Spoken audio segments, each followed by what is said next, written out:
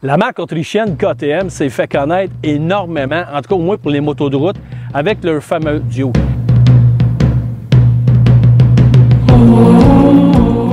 C'est des belles motos. Évidemment, on les associe à la couleur orange et noire, donc on peut les reconnaître en tout temps. C'est des machines performantes, agiles. Aujourd'hui, la 1390, ce qu'il y a de différent avec l'ancien modèle, en fait, c'était des 1290. Maintenant, on passe au 1390. Donc, on a une cylindrée de 1350 cc. On parle de 190 chevaux avec un poids d'environ 201 kg. Donc, ce qui fait en sorte que c'est la moto comme la plus lourde de sa catégorie. C'est bizarre, quand on parle juste de 200 kg, on trouve ça lourd. Mais les comparables, souvent, vont se tenir à 186, 185, 189 kg. D'ailleurs, si on veut, comme la situer un peu, elle est comparable à la Ducati Street Fighter V4. On parle aussi de la MV Agusta, la Brutal 1000. On parle aussi de la BMW, la M1000R, la Kawasaki ZH2. On est vraiment dans la même catégorie. Par contre, la Super Duke est un peu moins puissante. Mais au niveau du couple, attention, 145 Nm, donc c'est celle qui a le plus de couple dans sa catégorie. Et pourquoi on la compare à des machines qui ont 200, 210 chevaux? C'est que on atteint les 190 chevaux à 10 000 tours, alors que les autres motos, on est obligé d'aller chercher des tours moteurs beaucoup plus hauts pour atteindre la pleine puissance du moteur, ce qui n'est pas le cas avec la Super Duke. Il y a énormément d'options avec la moto, avec la Super Duke. Comme je vous disais, il y a seulement la Evo, donc qui est disponible au Canada. On parle aux alentours de 24 000 $. Ce qui fait, c'est qu'il y a une suspension semi-active, donc c'est très intéressant, autant au niveau de l'avant et de l'arrière. D'ailleurs, au niveau de l'avant, la fourche, on a 750 grammes de moins au niveau du poids. Donc, comme ça paraît aussi. Et ce qui est intéressant, quand on vous disait la suspension qui est semi-active, quand on la met automatique, exemple, elle va s'ajuster en fonction du poids du pilote et du passager. Au niveau de l'état de la route aussi, la suspension va s'ajuster. Ou tout simplement, au niveau de la sollicitation du pilote, comment on conduit, elle va s'ajuster aussi. Donc, on y va avec une conduite plus sportive, elle va devenir plus rigide. On conduit plus relax, on est en ville, donc elle va s'assouplir. Donc, c'est quelque chose de vraiment intéressant pour la Super Duke. Le confort, quand même bien. J'ai fait de la ville, évidemment de l'autoroute, route sinueuse en campagne. C'est là vraiment que la machine se déploie le plus et qu'elle répond le mieux. Je vous dirais qu'en ville, c'est pas toujours évident. C'est une moto qui, à basse vitesse, réagit un peu moins bien. On voit qu'elle est habituée d'être à plus haute vitesse ou en tout cas d'avoir des régimes moteurs beaucoup plus élevés. Puis la position de conduite aussi, le guidon est un peu plus bas. Donc, on va travailler un peu plus au niveau des avant-bras puis des poignets, surtout quand on fait de la ville.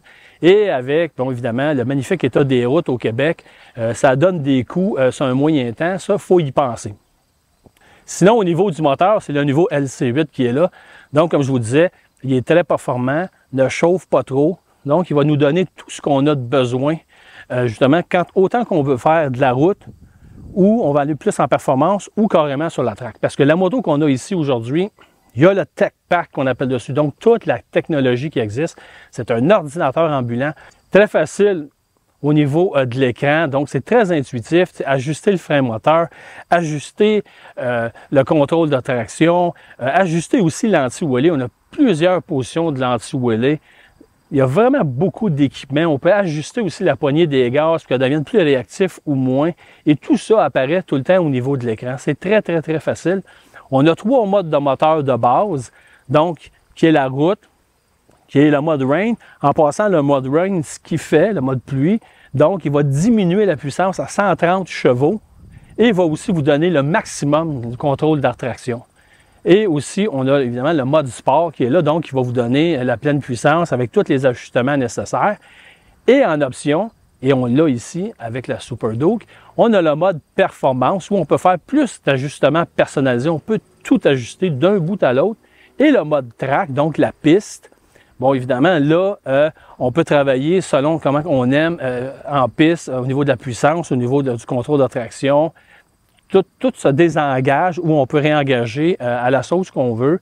C'est sûr que quand on est en mode piste, le KTM Connect ne fonctionne pas, le régulateur de vitesse non plus, et l'écran aussi va changer. L'écran va vous donner, probablement va devenir comme plus clair et va vous donner les informations les plus pertinentes et les plus importantes. Donc, tout ce qui est les petites informations secondaires vont disparaître pour vous concentrer. Il y a aussi, quand on fait de la piste, on peut se chronométrer, donc ça apparaît à l'écran, donc on peut avoir les temps pour chacun des tours qu'on fait. Donc, l'équipement est vraiment complète. On a aussi un bouton, un C1, C2. Donc, c'est comme c'est des préférences, autrement dit. Donc, on peut programmer ces boutons-là. Exemple, moi, ce que j'ai fait, c'est les modes. C'est ce qu'on va changer le plus souvent. Et aussi, bon, au niveau de l'anti-wheelie. Donc, on a juste à appuyer sur le bouton. Les modes apparaissent automatiquement. On sélectionne ce qu'on veut et c'est fait. Donc, c'est beaucoup plus rapide. Aussi, l'éclairage est au LED. Et ce qu'il y a d'intéressant, c'est qu'il va s'ajuster selon la clarté ambiante. Évidemment, on a changé cette année au niveau du devant. On a deux lumières avec un gros phare. Bon, c'est mitigé. Il y a des gens qui aiment, d'autres qui aiment moins. Moi, personnellement, je trouve ça très beau. C'est une belle signature, donc on reconnaît rapidement une KTM qui arrive.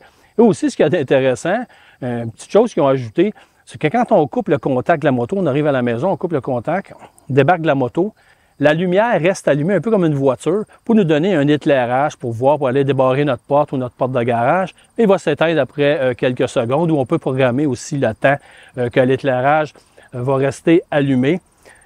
Bon, c'est sûr qu'avec une machine puissante comme ça prend un bon freinage. On a un Brembo haute performance là-dessus, donc il n'y a pas d'inquiétude. Quand on actionne les freins, ça l'arrête, il n'y a pas de problème. On peut ajuster aussi notre levier d'embrayage. Au niveau des pneus, très important, avec une genre de machine comme ça prend des pneus performants. On a des Michelin Power GP là-dessus. Donc, ces pneus-là sont très adhérents, autant en ligne droite qu'en courbe, que l'asphalte soit sèche ou mouillée. Ça tient bien, ça colle bien. On l'a essayé. On a eu beaucoup de plaisir. Au niveau de la selle, c'est assez confortable, je vous dirais, c'est bien. Belle selle passagère. Est-ce que c'est fait pour que quelqu'un soit assis en arrière de ça? Je ne suis pas convaincu. Il y en a qui le font. Moi, personnellement, c'est une machine qui est quand même restreinte. C'est beaucoup plus solo que rouler à deux. Mais ça se fait. Puis la moto est conçue en conséquence. Puis comme je vous disais, avec la suspension, elle va s'ajuster en fonction du poids qu'il va avoir sur le banc. C'est un keyless, donc on n'a pas besoin de clé. Ça, c'est intéressant aussi. Et c'est la même chose quand on veut enlever le banc. C'est pas une clé, c'est seulement un bouton qu'on pèse. Et on peut après ça retirer le banc. Au niveau du réservoir d'essence, on a un 17,5 litres, donc c'est 1,5 litres plus gros que les versions précédentes. On parle d'une autonomie à peu près de 275 km. C'est des beaux chiffres. Selon la façon que vous roulez, je pense pas que vous allez faire 275 km. En tout cas, dans mon cas, je ne l'ai pas fait souvent. Donc, il faut visiter la station d'essence assez souvent. Et ce qui est intéressant aussi, c'est que le bouchon n'a pas besoin de clé.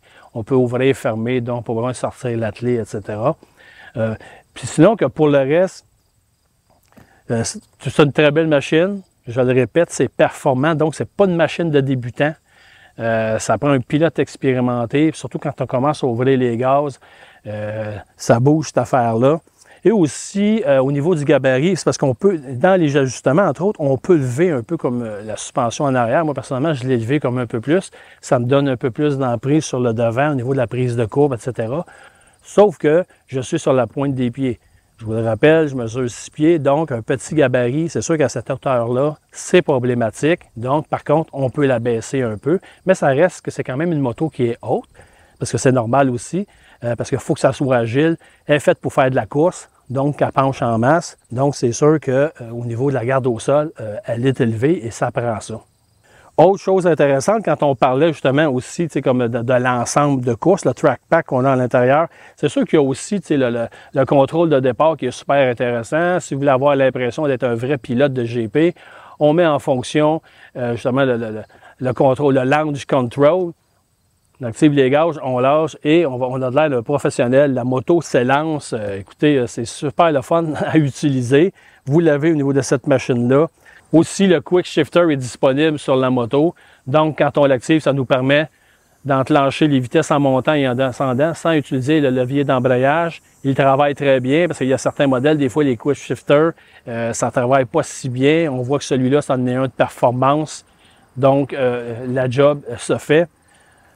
Écoutez, je vous dirais que c'est une moto, on la surnomme la bête, c'est pas pour rien, c'est une vraie bête. Elle peut être très, très douce, mais quand on ouvre, elle va vous en donner. Vous pouvez aller, comme je dis, en circuit.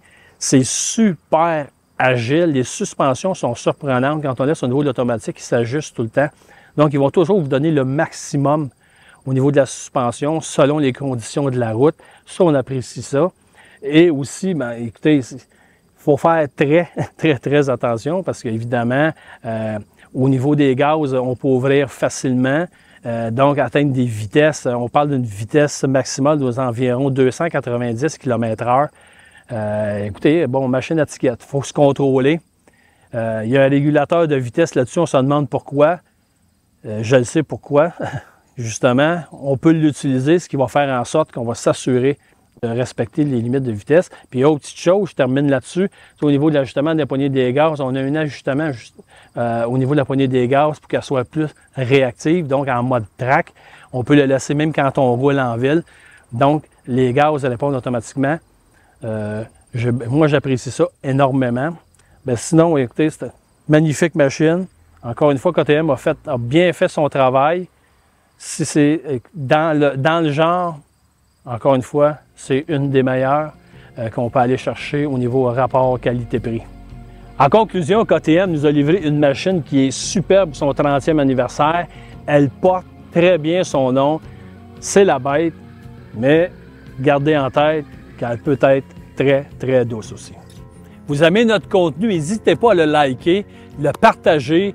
On a une chaîne YouTube aussi, vous pouvez nous suivre, Motojournal Québec. On a notre site internet aussi, motojournalweb.com, les réseaux sociaux, Facebook, Instagram, TikTok. Partagez, suivez-nous, on est des maniaques de moto, on adore la moto, on fait de la moto.